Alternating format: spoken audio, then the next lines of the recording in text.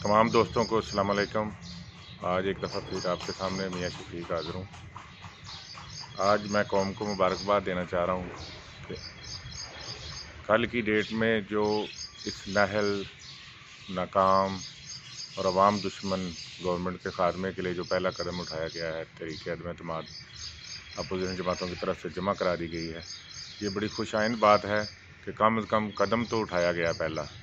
इसकी कामयाबी नाकामी तो एक अलहदा से मामला है और मैं पुर उम्मीद हूँ कि ये तकरीबन इंशाअल्लाह 110% कामयाब होगी। अपोजिशन के पास अभी 200 अरकान के करीब बंदे मौजूद हैं जो कौमी असम्बली के मेंबर हैं, जो इमरान खान के ख़िलाफ़ वोट देंगे। तो ये मैं एक बात शेयर करना चाह रहा था आप लोगों के साथ। आप लोगों को पहले ऑलरेडी पता तो चल गया होगा, लेकिन बहरहाल ये बड़ी खुशाइंद बात है कि अपोजिशन ने ये बोल्ड कदम लिया और इस अवाम दुश्मन गवर्नमेंट से निजात दिलाने के लिए हमारी मदद कर रही है। तो बात यह है कि ये इसकी नाकामी या कामयाबी जो है ना, वो तो अल्लाह ताला को ही पता है, लेकिन चलें कोशिश तो की है ना। एक जमहूरी हक़ इस्तेमाल कर रही है अपोजिशन, कोई बुरा तो कर नहीं रही। तो गवर्नमेंट भी अपना ज़ोर लगाएगी, अपोजिशन भी लगाएगी, लेकिन इंशाअल्लाह कामयाबी अपोजिशन को ही मिलेगी। क्योंकि इमरान खान ने जो ये जो तकरीरें कर रहे हैं, बिहाड़ी में की है या कल उन्होंने एक तकरीर की है जी, मैं अगर कामयाब हो गया, आप नाकाम हो गए तो आपको पता है मैं आपके साथ क्या करूँगा। ये कुछ भी नहीं करेंगे, इसी तनख़ा पे काम करेंगे। ये लोगों के ख़िलाफ़ बस मुकदमे बनाएंगे और झूठ बोलते रहेंगे, जैसे इन्होंने पिछले 4 सालों में बोले हैं। कोई अवामी फ़लाह के लिए कोई काम नहीं किया, कोई अवाम के लिए कोई रिलीफ नहीं दिया। अवाम को पीस दिया इन्होंने 2 चक्कियों में, और फिर भी ये सच्चे के सच्चे ही बन रहे हैं। जब ये धरने देते थे तो वो अच्छा था, अब अपोजिशन धरने देती है तो वो मुल्क की तरक्की का नुकसान हो रहा है। ठीक है ना जी। जब इनकी तरफ बंदे टूट के आते थे तो कहते थे विकेट गिर गई है, अब इनके बंदे टूट रहे हैं तो कहते हैं गद्दार हो गए हैं। ये हर जगह पे यही ठीक है, सारा मुल्क ख़राब है।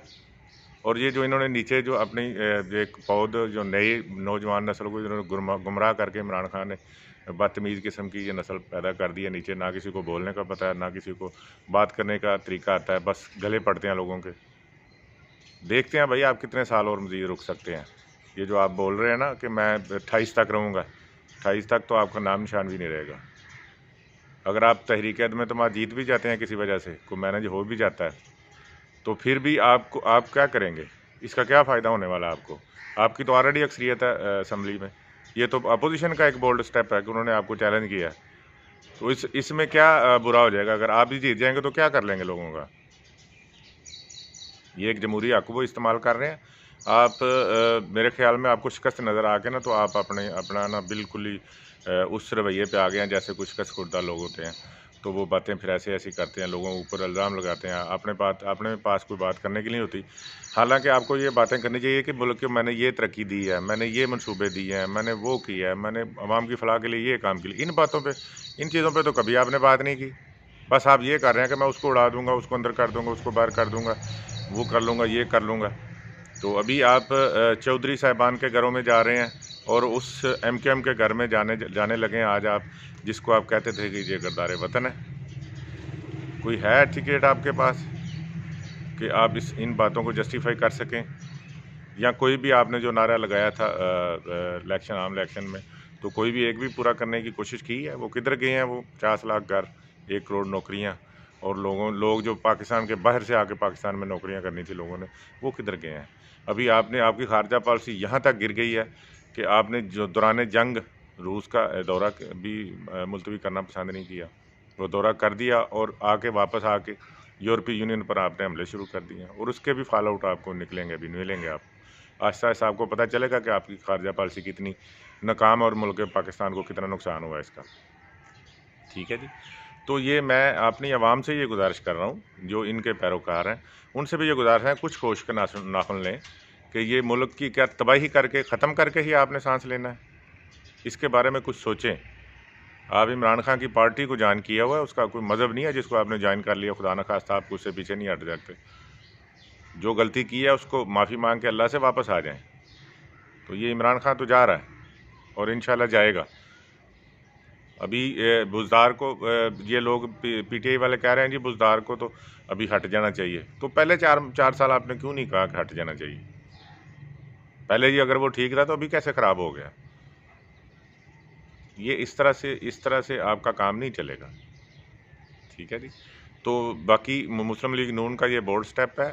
मौलाना फजलुर रहमान इन लोगों को मैं मुबारकबाद देता हूँ, लेकिन इसके साथ साथ मैं अपनी पार्टी से रिक्वेस्ट करूँगा कि आप मुतहद्दा अपोजिशन के साथ मिल के तहरीक-ए-अदम-ए-एतमाद लाएँ और उसको कामयाब बनाएँ, लेकिन बीवेयर प्लीज़ पीपल पार्टी की साजिशों से महफूज रहें।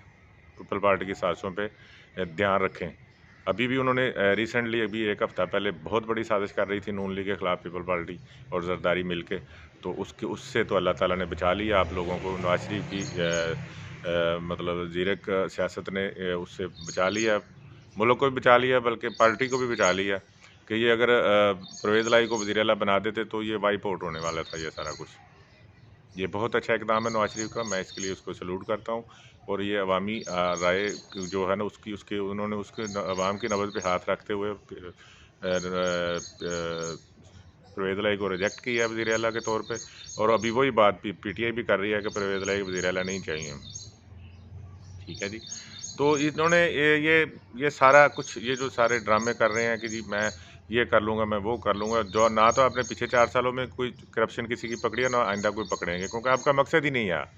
आपका मकसद ही और है। आपका मकसद सिर्फ ये है कि इस आवाम को गुर्बत की चक्की में और दलदल में बस धकेल देना, और अपना जो आलमी एजेंडा आप तो कर रहे हैं, तो वही आप करेंगे, आपने कुछ नहीं करना।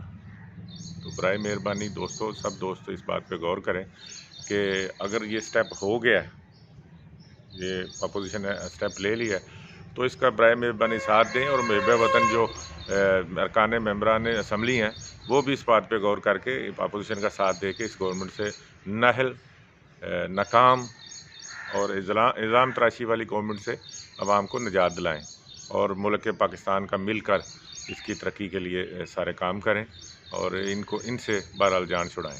मेरी बात आज इतनी सी बात थी। आप सब दोस्तों का सुनने के लिए शुक्रिया। इंशाअल्लाह नेक्स्ट टाइम आपके सामने फिर नए मौजू के साथ हाज़िर होंगे। आप दुआओं में याद रखिएगा। अस्सलाम वालेकुम।